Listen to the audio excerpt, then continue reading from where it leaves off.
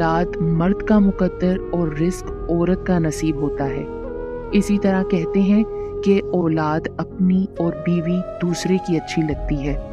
मुझे इन दोनों बातों का बहुत अच्छे तरीके से इल्म हुआ है। मेरा नाम जुल्करनैन है। मास्टर्स करने के बाद मुझे एक सरकारी महकमे में बहुत अच्छी जॉब मिल गई। जैसे ही मुझे जॉब मिली, घर वालों को मेरी शादी की सूझी और रिश्ते की ढूंढ होने लगी। सैकड़ों रिश्ते देखे, मगर हर रिश्ते में कोई न कोई नुक्स निकाल कर रिजेक्ट कर दिया। बिला आखिर 2 साल की तलाश के बाद उन्हें एक लड़की पसंद आई, जिसकी मेरे साथ फौरन मंगनी कर दी गई। 6 माह बाद शादी की तारीख मुकर्रर कर दी गई और वो दिन आ गया जिस दिन मेरी ज़बरदस्त तरीके से शादी हो गई।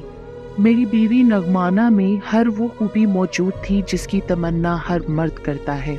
मेरी बहनों के साथ सहेलियों की तरह रहती थी। जिंदगी हंसी खुशी बसर होने लगी। प्रमोशन हुई तो 10,000 रुपये तनख्वाह भी बढ़ गई। शादी के इब्तदाई 5 सालों में अल्लाह ताला ने मुझे 2 बेटों से नवाजा। मेरी बड़ी बहन की शादी नगमाना ने अपने कज़न से करा दी। मैं सुबह का ऑफिस क्या शाम को 5 बजे घर लौटता था तो बहुत थक जाता था। नगमाना भी रात गए तक घर के कामों में मसरूफ रहती थी और साथ साथ दोनों बेटों को भी संभालती थी। जिंदगी बहुत ही आराम से गुजर रही थी। मोहल्ले में होने वाली एक शादी का कार्ड आया जिसमें हम सब घर वालों को बुलाया गया। छुट्टी का दिन था तो हम सब भी तैयार हुए और शादी में चले गए। जब बारात आई तो उनके साथ एक शादीशुदा जोड़ा आया। मर्द की शक्ल वाजिबी सी थी, मगर उसकी बीवी बहुत ही ज्यादा खूबसूरत थी और बहुत शौक चंचल भी थी। उसने खूब सारा मेकअप किया हुआ था और बहुत ही मॉड कपड़े पहने हुए थे। मेरी नजरें बार बार उस औरत की तरफ उठ रही थीं। मैं पुरशौक नजरों से उसे देख रहा था। मेरा बार बार देखना उस औरत ने भी नोट किया। 3-4 मर्तबा उसने भी मेरी तरफ पलट कर देखा और हल्की सी मुस्कुरा दी। इसी असना में खाना खुल गया और पूरे हॉल में अफरा तफरी मच गई। मैंने भी प्लेट में खाना डाला और इधर उधर देखने लगा तो वो औरत एक साइड पर मुझे खड़ी नजर आई। मेरी बीवी मेरे बच्चे का पैम्पर चेंज करने गई थी तो मैंने मौके से फायदा उठाया और उस औरत के पास जाकर खड़ा हो गया। वो मुझे धीरे से पूछने लगी, क्या जिंदगी में कभी कोई औरत नहीं देखी? तो मैंने कहा, बहुत देखी हैं, मगर आप जैसी खूबसूरत और हसीन परी चेहरा मैंने पहली बार देखा है। वो अपनी तारीफ सुनकर बहुत खुश हुई और जवाब में कहने लगी, मैं शादीशुदा हूँ। मैंने बोला, आप शादीशुदा लगती तो नहीं है, इतनी यंग और खूबसूरत स्मार्ट हैं, आपने तो अपने आप को बहुत मेंटेन रखा हुआ है। मेरी ये बात सुनकर वो और ज्यादा खुश हुई। फिर उसने मेरा नाम पूछा।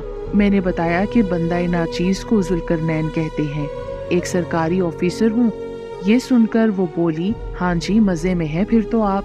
फिर उसने मेरा अज़दवाजी स्टेटस पूछा तो मैंने एक ठंडी सांस भरकर कहा, जी हाँ, बदकिस्मती से शादीशुदा हूँ और 2 बेटों का बाप भी हूँ। बदकिस्मती से? क्या मतलब, मैं समझी नहीं। बस जी क्या बताऊं, एक लंबी दास्तान है, फिर कभी सही। तो वो बोली, एज यू विश। मैंने उसका नाम पूछा तो उसने अपना नाम फाइका बताया। फिर मैं दोबारा अपनी फैमिली के पास आकर खड़ा हो गया। घर वापस आए तो शाम को कुछ मेहमान आ गए। नगमाना उनकी खातिरदारी में मसरूफ रही। रात का खाना खाने के बाद 10:30 बजे के करीब नगमाना सो गई क्योंकि वो थकी हुई थी। रात 11 बजे के करीब मुझे फाइका का मैसेज आ गया। मैंने अपने मोबाइल की रिंगटोन बंद कर ली और 1 बजे तक हमारी SMS पर बातें होती रहीं। अगले दिन उसका मैसेज मौसूल हुआ, कॉल मी।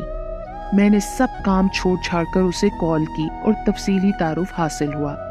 फाइका ने बताया कि उसके शोहर का रिश्ता आ गया, उसकी शादी हो गई और वो सियालकोट से ब्याह कर हमारे शहर में आ गई। बहुत जल्द उसे मालूम हुआ कि वो एक फ्रॉड इंसान है। उसने मेरी खाला को बताया था कि वो बहुत अमीर इंसान है। उस आदमी ने चिकनी चुपड़ी बातें करके मुझसे शादी कर ली, मगर ना तो उसके पास कोई जायदाद है और ना कोई काम, बस सारा दिन घर में पड़ा रहता है। तो फिर मैंने पूछा कि अगर वो काम नहीं करता तो आप लोगों की गुजर बसर कैसे होती है? तो फाइका बताने लगी कि उसके शोहर का भाई यूरोप से 20,000 रुपए उसे मंथली भेजता है, जिसमें से मकान का किराया और यूटिलिटी बिल्स वगैरह की अदायगी करते हैं और जो बाकी थोड़े रुपए बचते हैं तो उसमें पूरा महीना मुश्किल से गुजरता है। असल में हैदर यूरोप अपने भाई के पास जाना चाहता है। उनका आबाई घर था। बहन भाइयों ने मिलकर घर बेच दिया और 15 लाख रुपए हैदर का हिस्सा उसको दे दिया। हैदर ने 15 लाख रुपए एक एजेंट को दिए हैं जो यूरोप जाने के लिए हैदर का बंदोबस्त कर रहा है। वो इसी इंतजार में है कि उसका वीजा कब लगता है। अब आहिस्ता आहिस्ता फाइका मुझसे मोबाइल बैलेंस मांगने लगी, मुख्तलिफ बहानों से पैसे भी लेने लगी। मेरा इसरार था कि अब मुझसे अलहदगी में मिलो, तो फाइका कहती थी कि उसका शोहर सारा दिन घर में रहता है, तो किस तरह अलहदगी में मिल सकती है। फिर फाइका ने मशवरा दिया कि तुम मेरे शोहर से दोस्ती लगाओ, उसी बहाने हमारे घर आ जाया करो। मैंने पूछा दोस्ती किस तरह लगाऊं, तो वो कहने लगी कि 4 बजे हम फलां मार्केट में जा रहे हैं, तुम बहाने से वहां आ जाना। ऑफिस से जल्दी से उठ गया और उसके बताने पर मार्केट पहुंच गया जहां फाइका और उसके शोहर ने आना था। वो दोनों आ चुके थे और घर की छोटी मोटी चीजें खरीद रहे थे। एक आध चीज मैंने भी खरीदी और उसके शोहर से मुलाकात की। उसको बताया कि मैं शादी में आपसे मिला था। उसके बाद मैं फाइका और उसके शोहर को रेस्टोरेंट में ले गया जहां उनकी तवाज़े की और उनके मना करने के बावजूद अपनी कार में उन दोनों को छोड़ने उनके घर गया। अब मैंने उसके शोहर का मोबाइल नंबर भी ले लिया और उसके साथ गपशप लगाया करता। महीने में 3-4 मरतबा उनके घर जाता। मैंने एक ख़ास बात नोट की कि मैं जब भी उनके घर जाता था फाइका ने खूब मेकअप किया होता था और हर वक्त बनी संवरी रहती थी। बाजारी अशिया से मेरा तवाज़े करती। कभी भी मैंने उसको बावर्ची खाने में नहीं देखा था। हर वक्त उसने मॉडर्न लिबास ज़ेबतन किया होता था। मैं हैरान होता था कि ये सब कैसे अफोर्ड कर लेती है। मेरी जिंदगी पहले तो बहुत खुशगवार गुजर रही थी। हर सुख, चैन और आराम था। मेरी बीवी नगमाना मुझसे बहुत प्यार करती थी, हर तरह से मेरा ख्याल रखती। हमारी शादी को 5 साल से ज्यादा का अरसा बीत गया था, मगर कभी एक बार भी लड़ाई नहीं हुई थी। वो मुझे कभी छोड़कर अपने मेके भी नहीं गई थी। जब जाना होता तो सुबह मेरे साथ जाती और ऑफिस से वापसी पर मैं उसे साथ ले आता था। घर गृहस्थी में भी बहुत माहिर थी। उसकी तरबियत बहुत अच्छी तरह और शानदार हुई थी। वो हर लिहाज से एक परफेक्ट औरत थी। कहते हैं ना कि जब भरे पेट के साथ इंसान को हर तरफ से आराम और सुकून मिले तो इंसान मस्ती करने पर उतर आता है। तो मुझ पर भी वो मस्ती तारी हो गई। हालांकि मैं फाइका के साथ दिल लगी कर रहा था और सीरियस नहीं था।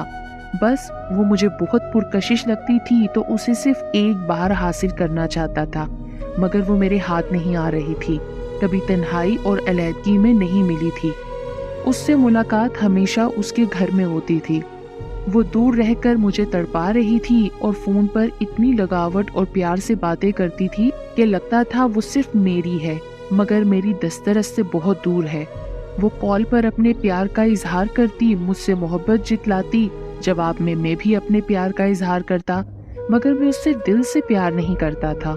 बस वो सिर्फ मेरी जिद बन गई थी जिसकी कुर्बत मैं सिर्फ एक बार हासिल करना चाहता था, मगर वो मुझे मौका नहीं दे रही थी। इन्हीं मामलात में 4 से 5 माह गुजर गए। अब वो मुझसे शादी के लिए जोर दे रही थी। अपने खाविंद से बहुत तंग थी और हर रोज उससे लड़ती झगड़ती रहती थी। तंग आकर उसके शोहर ने भी उसको तलाक दे दी क्योंकि उसका यूरोप का वीजा भी लग चुका था। वो उसको तलाक देकर यूरोप चला गया। ये सब कुछ मुझे फाइका ने कॉल करके बताया तो मैं सर पकड़कर बैठ गया। फाइका का उस शहर में कोई ना था। वो अकेली थी। उसने इद्दत भी गुजारनी थी तो उसी मकान में रिहाइश पजीर रही जिधर वो अपने खाविंद के साथ रह रही थी। 4-5 महीने में ही उसके मकान का किराया अदा करता रहा और फाइका की दूसरी जरूरियात का भी ख्याल रखा, मगर वो इद्दत के दिनों में एक बार भी मुझसे ना मिली। उसका कहना था कि वो पर्दे में है। जैसे ही उसकी इद्दत पूरी हुई उसका दिन रात मुझसे शादी पर इसरार भरने लगा। अब वो मुझे ब्लैकमेल करने लगी। कहती थी कि मैंने अपने खामिन से तुम्हारी खातिर ही तलाक ली थी। अगर तुमने टाल मटोल की तो या तो मैं खुदकुशी कर लूंगी, उसका इल्जाम तुम्हारे सर पर होगा, या तो मैं तुम्हारे घर में आकर सबको बता दूंगी कि तुम्हारी असलियत क्या है। मैं इन सारी बातों से डर गया और उससे मैंने निकाह कर लिया। निकाह वाले दिन फाइका ने बहुत मेकअप कर रखा था, बहुत सजी हुई थी। मैंने घर बहाना बनाया कि ऑफिस के काम से दूसरे शहर जा रहा हूँ, 4-5 दिन बाद ही मैं आ सकूंगा। सुबह जब फाइका वॉशरूम से नहाकर निकली तो मैं उसे देखकर हैरान और परेशान रह गया। وہ بغیر میک اپ کے تھی۔ اس کا گہرا سانولا رنگ، نین نقوش بہت بھدے اور بہت بری شکل کی تھی۔ اوپر سے اس میں نخرہ بھی بہت تھا، کوئی کام بھی نہیں آتا تھا۔ کھانا پکانا تو بڑی دور کی بات، چائے تک نہیں بناتی تھی۔ اف میرے اللہ، میں کدھر پھنس گیا۔ میں بہت پریشان بیٹھا تھا۔ وہ ایک ادائے خاص سے ڈریسنگ ٹیبل کے سامنے کھڑی میک اپ کر رہی تھی اور میں دل ہی دل میں اسے کوس رہا تھا۔ مجھے کہنے لگی بازار سے ناشتہ لے کر آؤ۔ بہت ہی برے دل سے بازار سے ناشتہ لے کر آیا۔ اس نے اصرار کیا کہ ہنی مون منانے کے لیے چلیں۔ میں نے بڑی مشکل سے اسے اگلے ہفتے چلنے پر راضی کیا۔ اب وہ کہنے لگی بازار چلیں، اس نے کچھ چیزیں لینی ہے۔ دوپہر کا کھانا ہم نے ہوٹل میں کھایا، ادھر ادھر گھومتے رہے۔ اگلے دن پھر گھر کی کچھ چیزیں لینے کے بہانے مارکیٹ میں گھوم رہے تھے کہ اچانک میری بیوی مجھے وہاں شاپنگ کرتے نظر آئی۔ اس نے مجھے دیکھ لیا، میرے پاس آ گئی اور حیران ہو کر پوچھنے لگی، ذوالقرنین آپ تو دوسرے شہر گئے ہوئے تھے، آپ واپس کب آئے؟ میں گمسم کھڑا حیران پریشان تھا۔ اس نے اپنا سوال دوبارہ دہرایا، مگر میری سمجھ میں نہیں آ رہا تھا کہ میں اسے کیا جواب دوں۔ اتنے میں فائقہ میرے قریب آ کر کھڑی ہو گئی۔ نغمانہ میرے سے پوچھنے لگی یہ عورت کون ہے؟ میرے بولنے سے پہلے ہی فائقہ بولی، ذوالقرنین کی بیوی ہوں، آپ کون ہیں؟ کیا؟ ہاں میں ذوالقرنین کی بیوی ہوں، پرسوں ہی نکاح ہوا ہے ہمارا۔ فائقہ کی یہ بات سن کر نغمانہ ششدر رہ گئی، حیرانگی سے میری طرف دیکھنے لگی۔ میں نظریں جھکائے زمین کی طرف دیکھ رہا تھا۔ نغمانہ نے پوچھا کیا یہ عورت سچ بول رہی ہے؟ تو میں نے اس بات میں سر ہلا دیا۔ اس کے بعد نغمانہ وہاں ایک منٹ بھی نہیں رکی۔ میں نے فائقہ کو ساتھ لیا، اسے گھر چھوڑ کر اپنے گھر گیا تو نغمانہ اپنا سارا سامان سمیٹ چکی تھی اور اپنے میکے جانے کے لیے گھر سے نکل رہی تھی۔ میں نے اسے بہت روکا مگر وہ نہ رکی۔ دونوں بیٹوں اور سامان کو لے کر وہ اپنے میکے چلی گئی۔ میری امی اور بہنوں کو بھی میری دوسری شادی کا پتہ چل گیا تھا۔ سب نے سر پکڑ لیے۔ امی نے مجھ سے پوچھا تم نے یہ کیا کر دیا ہے ذوالقرنین؟ بس امی ایک غلطی ہو گئی ہے مجھ سے۔ گھر میں سوگواری سی تاری تھی۔ وہ رات میں نے اپنے بیڈ روم میں تنہا گزاری۔ بار بار فائقہ کی کالز آ رہی تھی مگر میں اس کی کال پک نہیں کر رہا تھا۔ تنگ آ کر میں نے اپنا موبائل فون آف کر دیا۔ اگلی صبح میں نغمانہ کے گھر گیا پر وہاں مجھے کسی نے اندر داخل ہونے نہیں دیا۔ مجبوراً واپس لوٹ آیا۔ ادھر فائقہ مسلسل مجھے کالز پہ کالز کر رہی تھی۔ نغمانہ نے کال کی اور اس نے بتایا کہ وہ ہمیشہ کے لیے اپنے میکے چلی آئی ہے، اب وہ واپس نہیں آئے گی۔ ادھر فائقہ مجھے کہنے لگی کہ تم اسے طلاق دے دو، وہ اپنی مرضی سے گئی ہے۔ خیر میں فائقہ کو لے کر اپنے گھر میں شفٹ ہو گیا۔ اگلے ہی روز اچانک پولیس ہمارے گھر آ گئی۔ مجھے اور فائقہ کو گرفتار کر لیا۔ ہم پر الزام تھا کہ اس نے پہلی بیوی سے اجازت لیے بغیر دوسری شادی کی ہے اور بیوی کو مار پیٹ کر گھر سے نکال دیا ہے۔ 3-4 دن اور راتیں میں نے اور فائقہ نے جیل میں گزاری۔ 5ویں روز ہماری ضمانتیں ہوئیں۔ پولیس نے چالان بنا کر ہمارا مقدمہ عدالت میں بھیج دیا۔ جو نکاح میرا فائقہ کے ساتھ ہوا تھا اس نکاح نامے میں مجھے کنوارا ظاہر کیا گیا تھا۔ کچھ سمجھ نہیں آئی تھی کہ اس وقت میری عقل گھاس چرنے گئی تھی۔ نغمانہ نے مجھ سے طلاق کا مطالبہ کر دیا۔ بہت سارے بندے ڈالے، صلح صفائی کرانے کی کوششیں کی مگر بیکار۔ نغمانہ کے جس کزن کے ساتھ میری بہن کی شادی ہوئی تھی اس نے نغمانہ کے کہنے پر میری بہن کو طلاق دے دی۔ وہ روٹتی پیٹتی ہمارے گھر میں آ پہنچی۔ میں نے بھی نغمانہ کو طلاق دے دی۔ 3 ماہ کے بعد عدالت نے مجھے اور فائقہ کو پہلی بیوی سے اجازت لیے بغیر دوسری شادی کرنے پر اور اپنے آپ کو کنوارا ظاہر کرنے پر غلط بیانی کا جرم ثابت ہونے پر 6 ماہ کی قید سنا دی۔ ہمارے گھر میں صف ماتم بچ گئی۔ 6 ماہ جیل میں رہنے کے بعد جب میں واپس آیا تو پتہ چلا کہ مجھے سرکاری نوکری سے بھی برخاست کر دیا گیا ہے۔ اب کچھ نہیں بچا تھا میرے پاس۔ کار بھی بیچ دی گئی، جو جمع پونجی پاس تھی وہ سب ختم ہو گئی۔ میری 4 بہنیں جن میں ایک طلاق یافتہ ہے ایسے ہی گھر میں بیٹھی ہیں۔ نغمانہ نے اپنی کزن سے شادی کر لی ہے اور وہ میرے بیٹوں کو بھی مجھ سے ملنے نہیں دیتی۔ شکر ہے کہ مکان ہمارا اپنا ہے ورنہ تو ہم بھی در بدر رل جاتے۔ پیٹ کا دوزخ پالنے کے لیے ایک فیکٹری میں 20,000 ماہوار پر منشی کی نوکری میں نے کر لی ہے۔ گھر میں بہنیں سلائی کڑھائی کا کام کرتی ہیں۔ فائقہ اب بھی میرے ساتھ ہے مگر وہ مجھے ڈائن لگتی ہے۔ اس کی منحوس شکل دیکھنے کو میرا دل نہیں کرتا اور وہ گھر کا کوئی کام کاج نہیں کرتی۔